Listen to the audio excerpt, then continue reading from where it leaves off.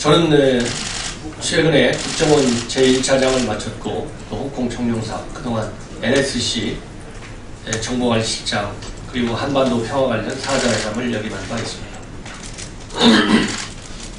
오늘 제가 기자회견할 주제는 두 가지였습니다. 선거구 획정 문제에 대한 저 개인의 어떤 비판적인 견해, 그 다음에 이제 테러 관계, 이 두 가지를 초점에 두고 해결할 예정이었으나, 선거구 획정 문제는 여야가 일단 2월 29일 날 처리한다는데 일단 의견을 같이 한 것으로 알려지고 있어서 선거구 획정 문제에 대해서는 오늘은 제가 언급을 하지 않고 테러와 관련된 얘기만 제가 하도록 하겠습니다. 먼저 최근에 국정원은 북한에 의한 테러가 실제화할 가능성이 있다는 그런 테러 우협 정보를 국회에 보고를 했습니다. 그러면서 각별한 대테러 조치가 필요함을 역설한 바 있습니다. 그래서 정부에서도 다양한 대응 조치를 강구하고 있지 않을까 하는 생각이 듭니다. 이와 관련해서 저희 의견을 말씀드리는데요. 첫 번째는 이 국정원의 국회 보고와 관련해서 야당의 이종걸 원내대표가 첩보 수준의 이것을 가지고 지나치게 이 테러 방지법 같은 것을 밀어붙이려고 하는 거 아니냐, 이렇게 비판적인 견해를 표명을 했습니다.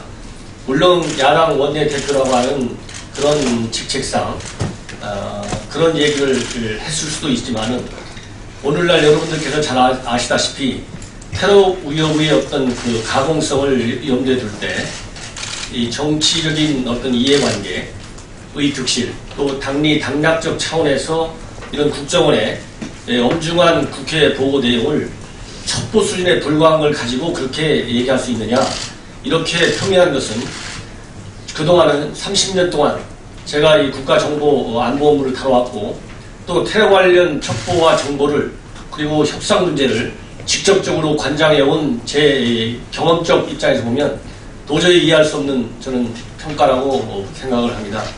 바로 그런 중요한 이 야당 원내대표의 그 발언의 실체이라고 저는 볼 수 있는데, 그렇기 때문에 이 자리에 섰습니다. 왜냐하면 여러분들 잘 아시다시피 모든 정보의 흐름 중에서 첩보라고 하는 것은 가장 초기 단계의 인포메이션입니다. 그러나 테러와 관련해서는 초기 단계의 첩보가 최종적인 정보보다도 훨씬 중요합니다. 그 이유는 테러 첩보가 만약에 정보로 확인되었다고 한다면 그거는 사실상 테러가 발생하기 직전이거나 예방할 수 없을 정도로 테러 발생 이후의 일입니다. 이거는 우리가 21세기 초대형 테러 사건이라고 일컬어지는 9.11 테러 사태, 그리고 지난해 파리 테러 사태를 통해서 여러분들께서도 충분히 인식하고 계실 것으로 믿습니다.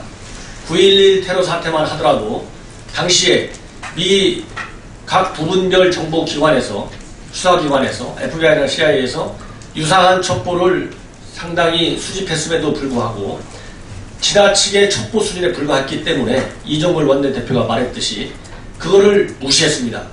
무시한 결과 그 엄청난 9.11 테러 사건이 발생한 것입니다. 그리고 최근에 파리 테러 사건도 마찬가지입니다. 중동에 있는 여러 유수 정보기관이 불란서 당국을 비롯한 여러 기관에 파리 테러의 위협을 알려주는 첩보를 제공했음에도 불구하고 그 첩보 처리 과정에서, 즉 정보화되는 과정에서 그 첩보가 무시되었기 때문에 사전에 예방을 하지 못하고 테러가 발생한 것입니다. 이처럼 다른 여러 가지 국가 안보를 위협하는 정보와 첩보들이 다양함에도 불구하고 특히 테러의 경우에는 가장 중요한 것이 첩보입니다. 정보는 아까 말씀드린 대로 정보로 되면 이미 테러 대응에 할 시간적 여유를 상실했거나 테러가 이미 발생했을 때입니다. 그렇기 때문에 야당의 원내대표가 이거를 테러의 첩보 수준 가지고 테러 방지법 같은 것을 이렇게 밀어붙이려고 한다, 그러면서 국가정보를 문책하거나 개편해야 할 기관 이런 걸 가지고 나서면 되겠느냐, 이렇게 하는 것은 지극히 유감입니다. 왜냐하면 여러분들께서 잘 아시다시피 최근에 북한의 핵실험과 미사일 발사로 인해서 한반도에서의 안보 상황은 과거 어느 때보다도 어떻게 보면 21세기 냉전 이후, 냉전 종식 이후에 가장 최악의 상황으로 지금 빠져들고 있습니다. 이러한 안보적으로 굉장히 위중한 이런 시기에 지금 제대로 정보 업무를 수행하고 있는 국가정보원에 대해서 개편하거나 문책해야 할 기관이다. 이렇게 성격 규정을 하면서 첩보로 폄훼한 것은 상당히 유감스럽다. 이런 말씀을 드리고 싶습니다. 두 번째로 이제 현재 테러 방지법도 국회에서 선거구 획정 문제와 같이 연계돼 가지고 굉장히 논란거리가 많은데요. 국정원의 테러 컨트롤 타워 역할을 부여할 것이냐 말 것이냐를 두고 쟁점이 계속 해결되지 않고 있습니다. 그래서 제가 경험적인 입장에서 말씀을 드리고 싶습니다. 뭐냐면 왜 국정원이 테러 컨트롤을 할 수밖에 없느냐. 첫 번째로는 테러와 관련된 노하우와 정보 축적입니다. 여러분들 잘 아시다시피 국내 어느 기관도 국정원만큼 테러와 관련된 그런 경험적 노하우와 그리고 다양한 첩보와 정보가 축적된 기관이 없습니다. 어느 국가기관도 현재의 국정원 수준을 따라가기 어렵거니와 앞으로도 굉장히 따라가기가 어렵다. 그만큼 테러 관련 정보를 다루는 데 있어서는 어떤 치밀한 여러 가지 대테러 전략도 필요하지만은 첩보를 다룰 수 있는 다양한 그런 경험 축적과 전문성이 요구되기 때문에 그 연속성을 가져야 된다는 측면을 하나 말씀드릴 수 있고요. 두 번째로는 테러 관련 첩보와 정보는 우리 국가정보원이나 우리 국내 다른 정보수사기관에서 부분적으로 입수할 수 있는 것이 아니고 범국제적 정보기관과 연계하에서만이 수집이 될 수 있고 공유될 수 있는 특성을 가지고 있습니다. 오늘날 국제정보기관 사이 공동체에서 가장 중요한 것은 테러 첩보이고 테러 첩보만큼 국제적인 공조 노력이 기여한 분야도 많지 않습니다.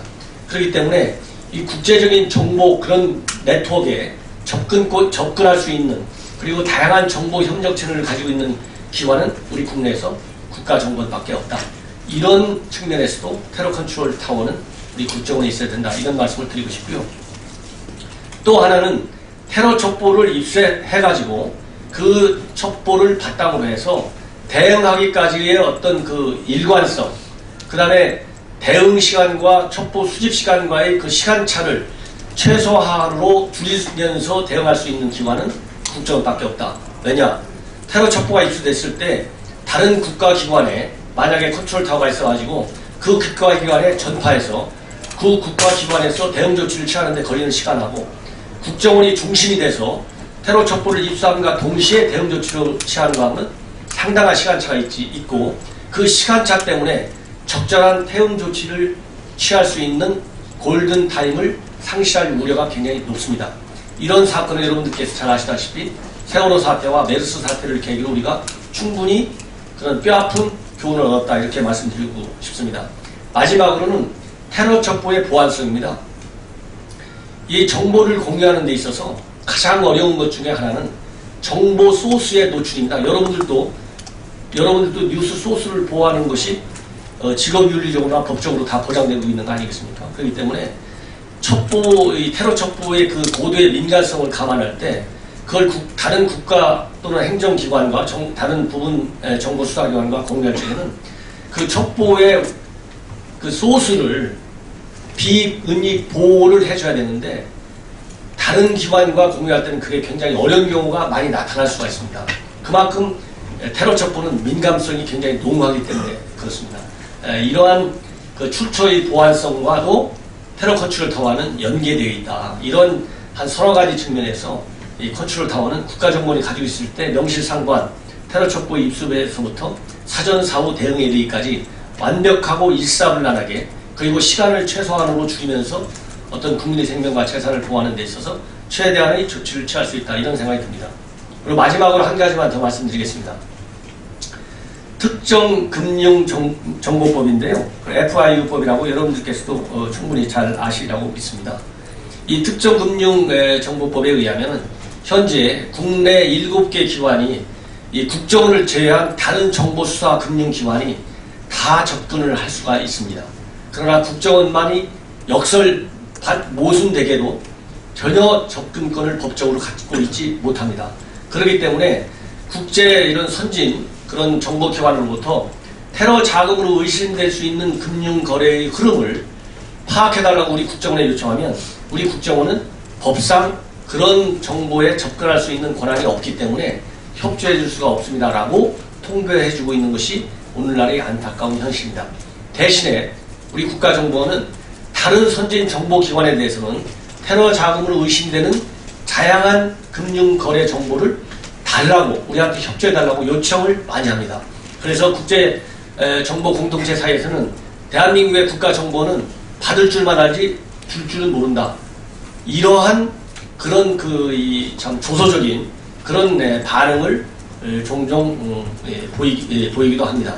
그런 것처럼 이런 모순된 특정금융법을 빨리 개선을 해서 국가정보원이 테러 자금을 의심되는 금융거래가 우리 국내 금융기관을 통해서 이루어진다고 파악이 됐을 때는 즉각적으로 이런 그 법을 근거로 해서 그런 거래 의심 금융정보에 접근할 수 있도록 이 법이 반드시 개정돼야 되겠다.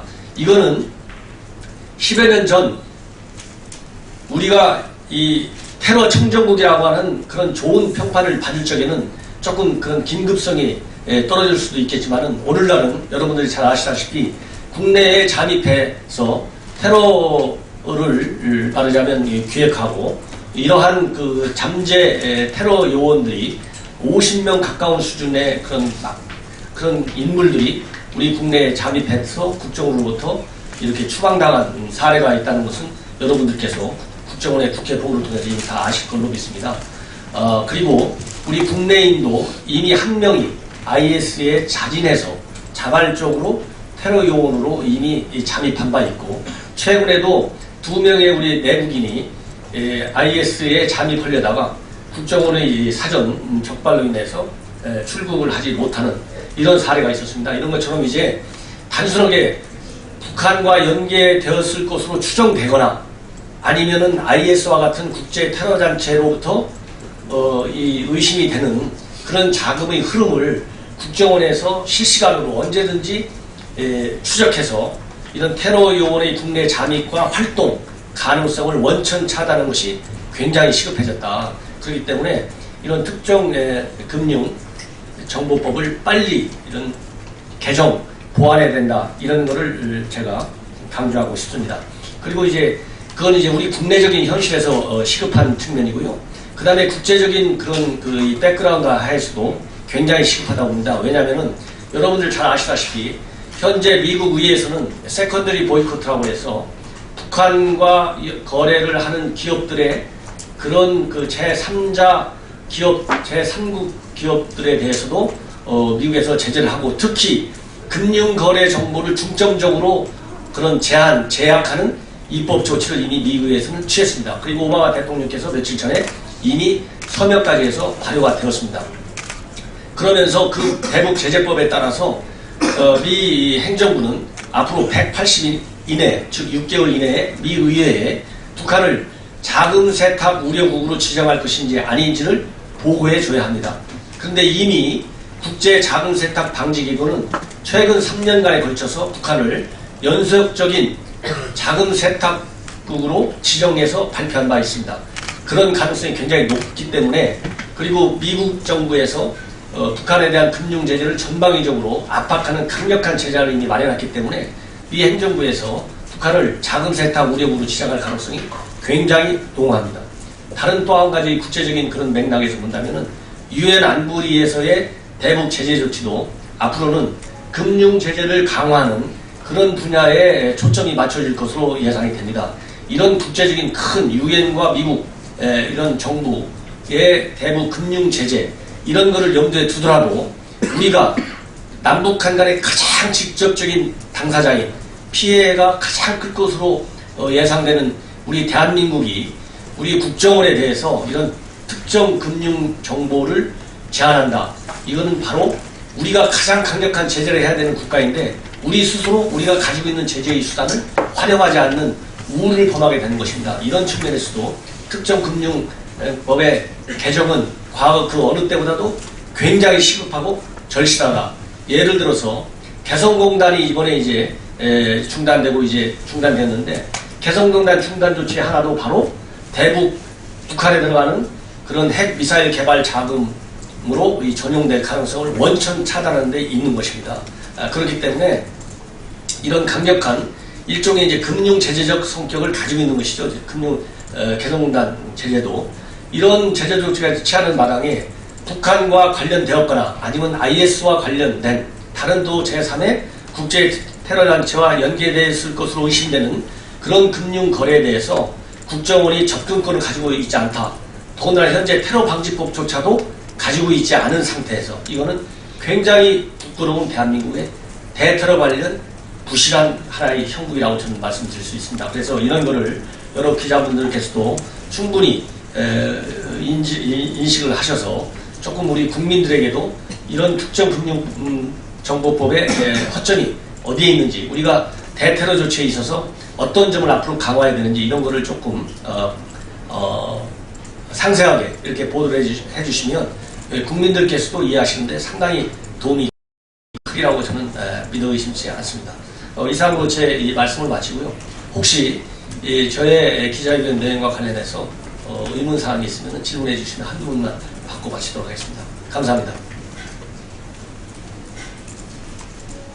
그리고 제가 여기에 계신 분들이 다 받으셨는지는 모르겠지만은 기자 이쪽 국회 출입 기자분들 상당 부분들에게는 제가 보다 상세한 이런 제 이 기자회견 내용과 관련 참고 자료를 이메일로 전송을 했고 또 프린트해서 밖에 비치를 해놨기 때문에 필요하신 분들께서는 더 자세한 내용은 그런 보도 자료를 참고해 주시면 고맙겠습니다. 그럼 질문 사항이 없는 걸로 알고 이상으로 기자회견을 마치겠습니다. 감사합니다.